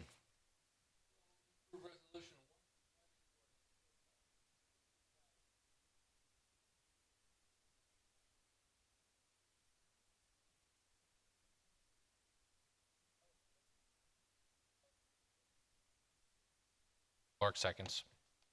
Roll call. Alderman Gale. Aye. Hess. Lorick. Aye. Ritz. Now we'll go to consideration of an ordinance creating section 1040 sub A sub 19 of the municipal code relating to parking in city-owned parks. Who's got it, Matt? I believe I have this one, Mayor. Oh, I thought the chief was Matt taking Sullivan, Assistant City Administrator, City Engineer. This is a consideration for adopting that ordinance. This was brought forward to engineering from several departments throughout the city, primarily being the police department and the Department of Public Works in regards to parking issues and concerns at primarily Lake Vista Park on major events where people are using both sides of the roadway throughout the park to park their vehicles in order to safely and properly control the traffic. We were installing temporary signs throughout the park. The amount of work that was taking in for city staff, a day or two in advance, day or two after, and then all the enforcement amongst the police. So one of our ways of approaching this was to look at it as a how can we adopt an ordinance or change an ordinance in regards to address, parking within our parks. And this also branches, I think, out into larger facilities like Abendschein, our future parks that we have planned for the north part of Lake Vista area, and other things along those lines in regards to trying to manage those expectations in parking. So not only does it address the three major roadways out at Lake Vista, but it also addresses several of our other parks within the city, primarily being Abendschein with entrances and future beer gardens and different events that we'll be hopefully holding out there shortly. And this would manage most of those. the police department, primarily Chief Stecker, did review the ordinance and was in support of how it was worded, along with the Department of Public Works and our attorney. We worked closely with her to make sure that this met what we needed, but I'd be happy to answer any questions or concerns you may have. Questions, comments? No, I think it's a step in the right direction. Even neighborhood parks at time during heavy usage, they park on both sides of the street, can become difficult to get through. Whether at Manor Marquette or Willow Heights, you see it. Yeah, I mean, this kind of addresses everything within the boundaries. So typically speaking, a lot of those neighborhood parks, depending on how they're assigned, we do have several ones that we have already addressed with signage, whether it's stopping, standing on one side of the roadway to address a lot of those concerns throughout the parks. But this is primarily within boundaries and then out at Lake Vista, Breakwater, Lake Vista Boulevard and Parkway. Now you are allowed to park with anything that's designated or marked, and that is one of the efforts that we'll have to work with DPW to make sure that that is clearly done throughout the parks, whether that's parking stalls, or there'll be no signage, but just primarily parking stalls that designate those areas. And Bob Waka did review this. I didn't mention that. Bob Waka did review this on May 13th and did approve a recommendation to the common council. Thank you, Matt. Any other discussion? Seeing none, motion? Clerk moves to adopt ordinance number 3123, an ordinance to create section 10.41, parent A, parent 19 of the municipal code relating to parking in city-owned parks. Roll call? Alderwoman Hess. Lorik. Aye. Ritz. Ritz. Gale. Okay. Item 19 is the license committee. I will turn that over to Alderman Ritz. Yes, the license committee met on May 13th, required by law, and reviewed all of our licenses. You have in your questions.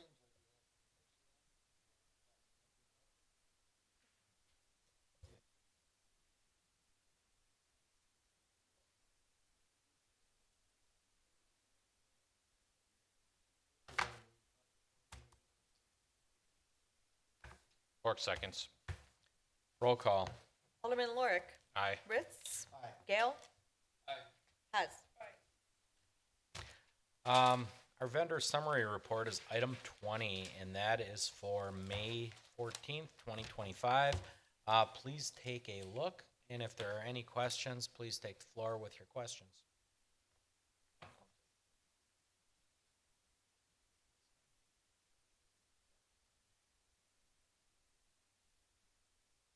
On item number 7 for trees, was that just a normal purchase, or was that at all related to the requirement for that one development to help out with trees?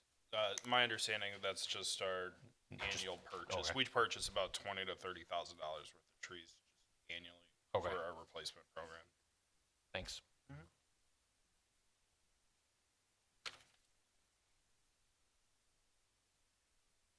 Okay. Any other questions, concerns? Seeing none, motion. Ritz moves to approve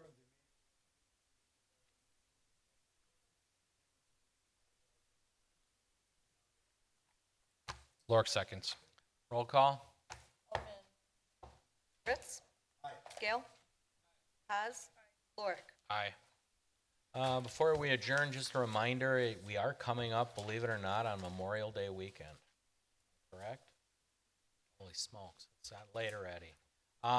As usual, the our Legion Post will be having a ceremony down at Forest Hill Cemetery on 15th and Forest Hill at 9 a.m. Monday morning. So please take some time to honor those that gave the ultimate sacrifice for our freedoms. With that, motion to adjourn. Clerk moves to adjourn. Roll call. Alderman Gale. Hess. Lorik. Aye. Ritz. Night, everyone. Have a good night.